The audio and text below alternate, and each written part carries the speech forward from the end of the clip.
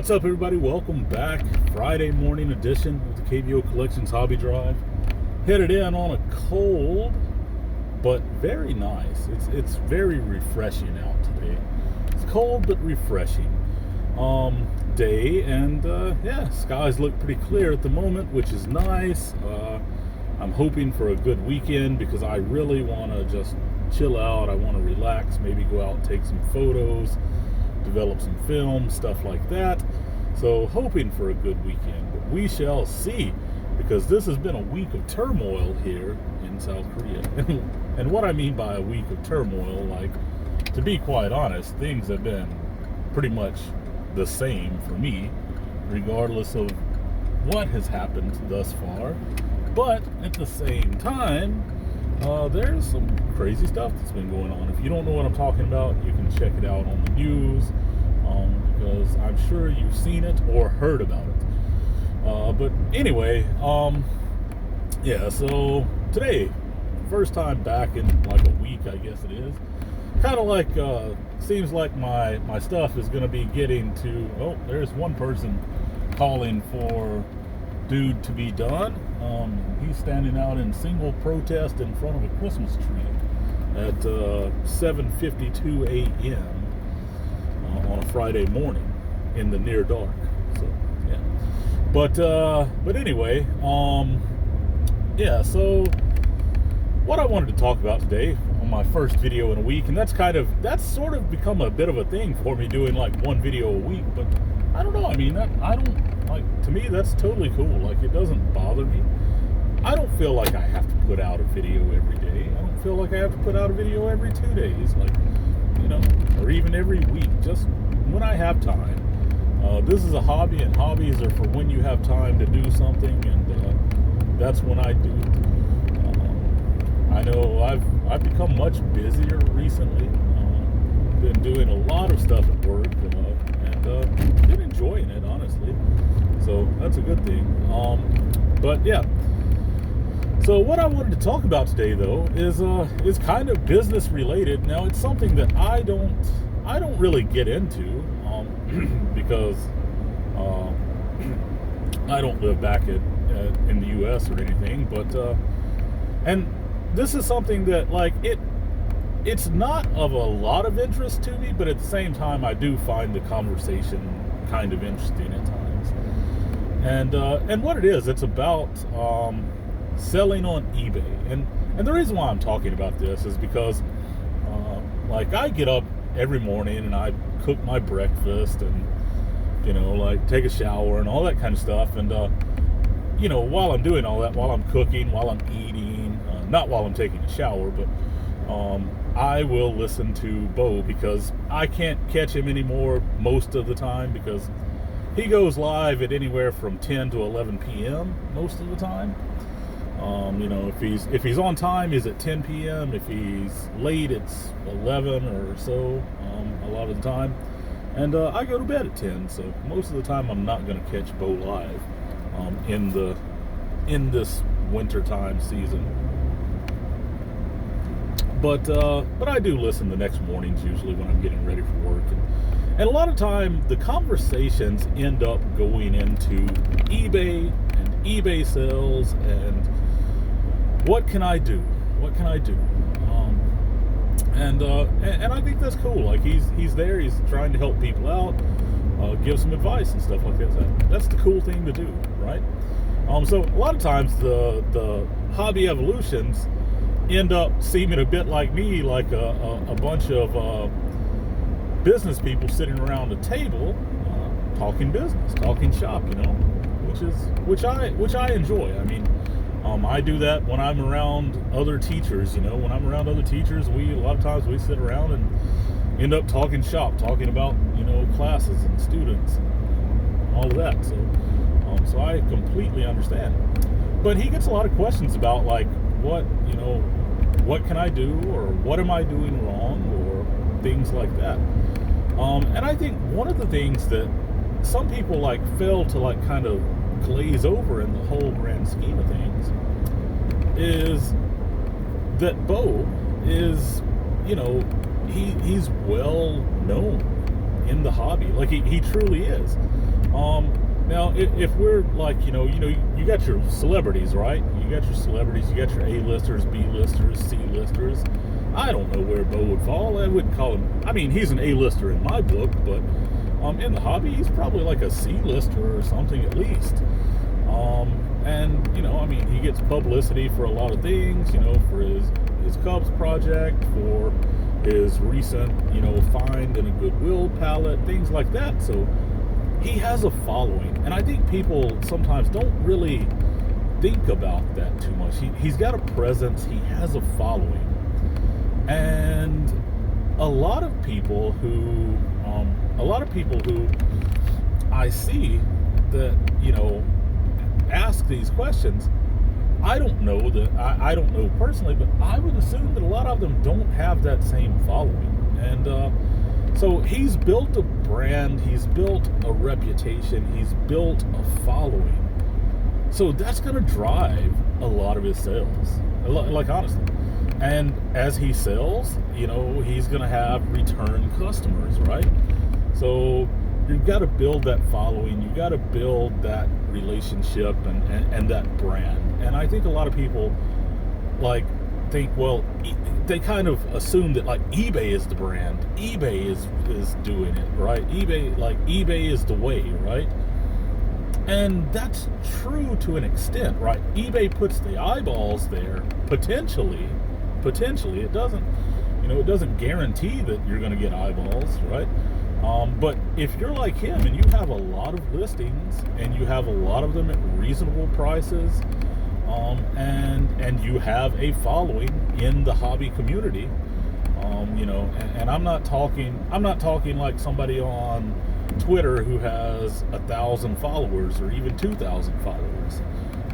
Like I said, he's in Sports Illustrated. He's in Topps stuff. He's like he's throwing pitches for the Cubs.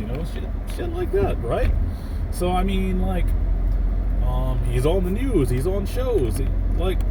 So he's got recognition, which is a great thing, right? Very happy he does, because I mean I would say that's one of the big things that helps him in terms of having a very successful business, and that's awesome, man. Like and I think other people can do the same thing. Like that's the thing. I don't think it's impossible. So I just think one of the things that I would tell these people, and by the way, I don't sell on eBay. Like I said, I live in South Korea.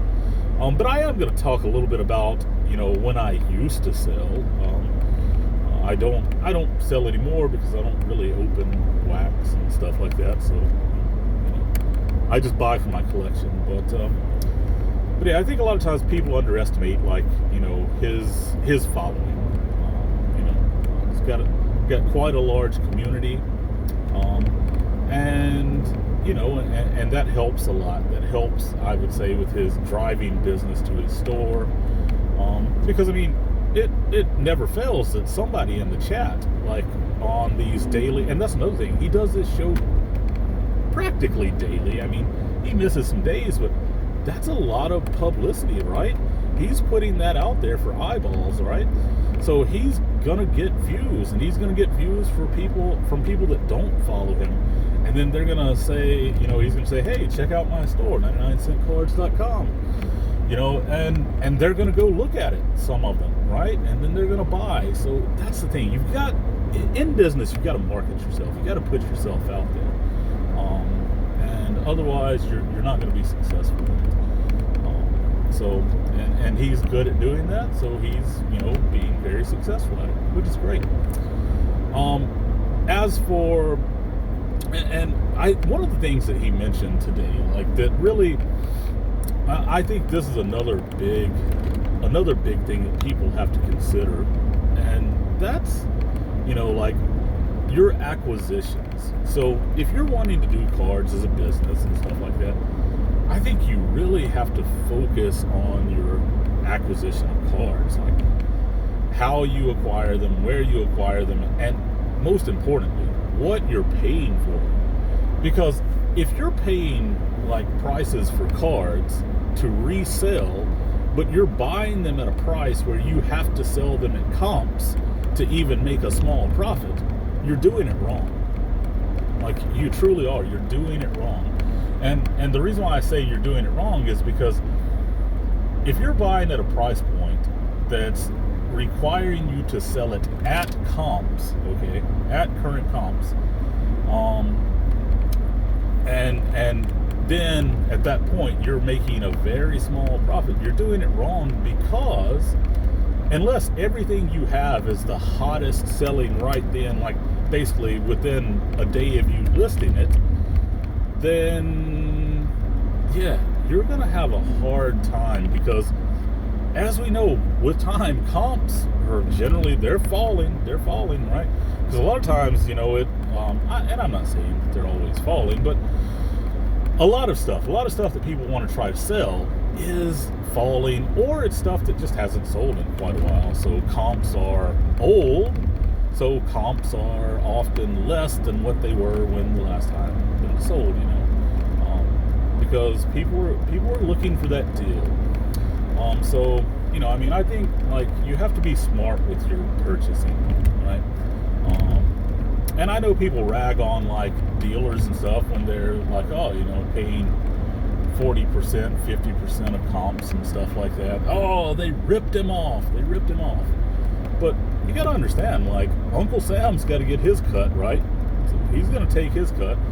Mr. Feebay is going to take his cut. Like, by the time everybody takes their cut, there ain't much meat left on the bone a lot of the time. So you've got to make, you know, offers that make sense for you and your way of reselling.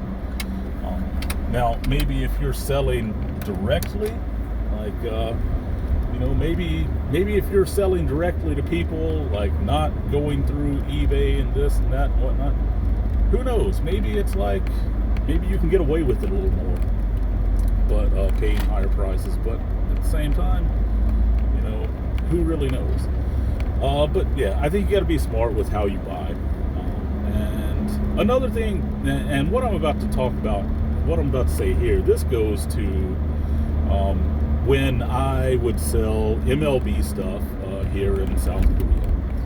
So here's one of the big things. So when I would sell MLB stuff here in South Korea, one of the things that I learned, because there were tons of people that were listing stuff on forums that would never sell. And one of the things that I learned about it is they were often going at, like, whatever, they would look up a comp and that was their price, right? Like, to be quite honest, if you want to turn through some inventory, mark that shit down, right? Don't act like you got to sell everything at comps. Don't think that. If you think that, then you're gonna have shit that sits there until the comps fall, and then it's gonna be over comps, and then then it's gonna turn people off. They're gonna be like, this dude right here is always trying to screw me over.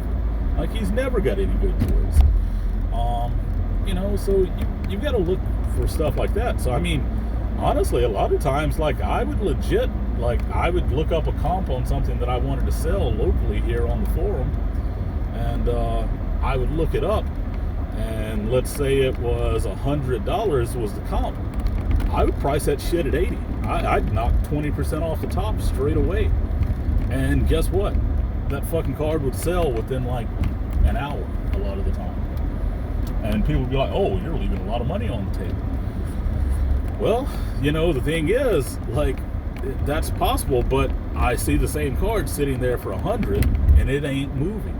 You know, it ain't moving. Ain't nobody buying it. Somebody might eventually buy it, but, you know, like, so a lot of times, I'm not saying that, like, you can't price stuff at comps. Like, there are some things that, you know, that are going to always move comps, but a lot of the stuff that I'm talking about that I was listing, for example, like, I was listing first Bowmans, I was listing rookie cards, I was listing prospects, I was listing young guys, stuff like that.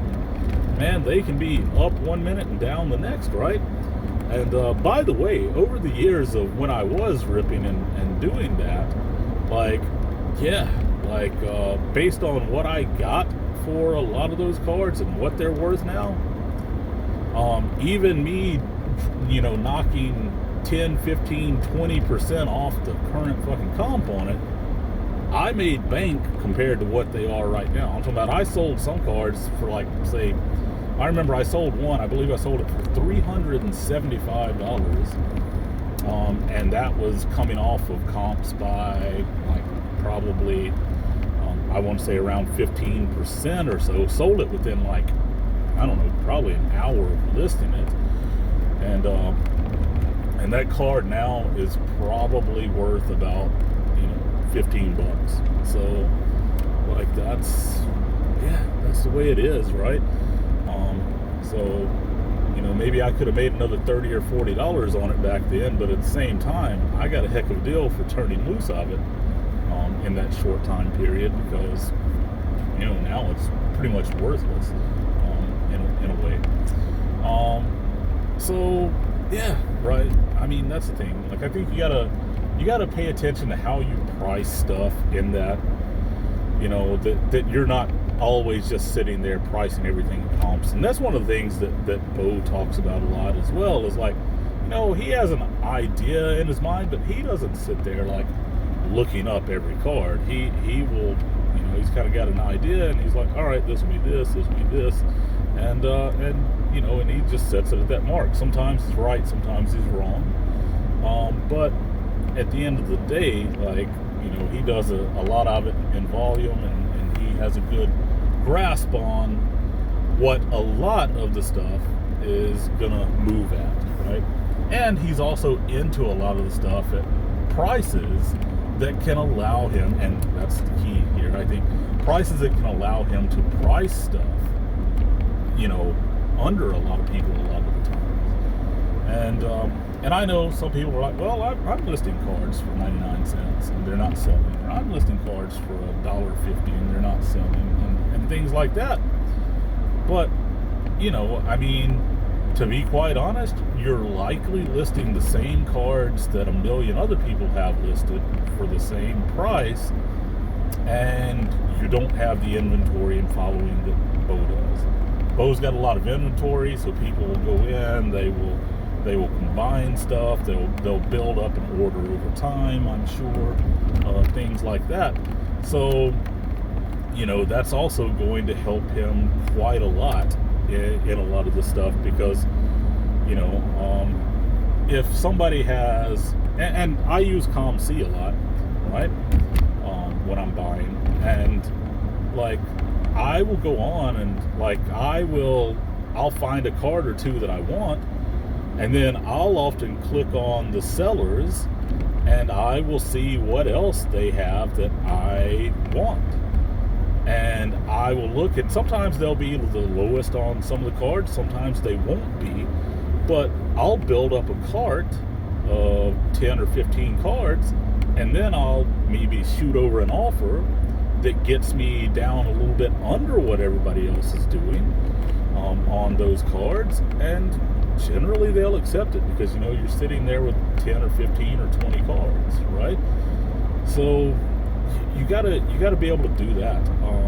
And I think one of the good pieces of advice that he gave today was, to everybody out there, like, just keep pushing through, keep listing, keep doing it, but list good quality stuff, stuff that's gonna move, right? And I guess that's probably simpler said than done. Definitely, because you gotta be in tune with the market to know what's moving a lot of the time, I would say, and that he is, because that's his full-time job. That is what he does. And as he said, in business, like, he's working a lot more doing this than he did in his previous jobs, hour-wise, but he enjoys it. I think that's the biggest thing.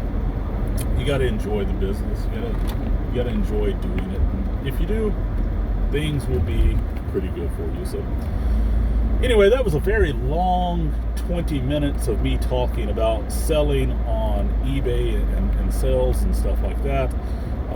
And it was just, that was just inspired by listening to his conversation this morning. And like I said, I see many times, like, a lot of people asking him for advice, and And he's very generous in helping people out, giving advice, and that's great. And I think that's one of the reasons why he has the following he has. Like he's a genuine guy trying to help people out. And because I mean, the thing is, it's like, if you help bring people up around you, a lot of times you're going to be elevated as well. So that's my words for today. So anyway, hope you enjoyed it. Leave a like, leave a comment, subscribe, and catch you on the next one. Peace.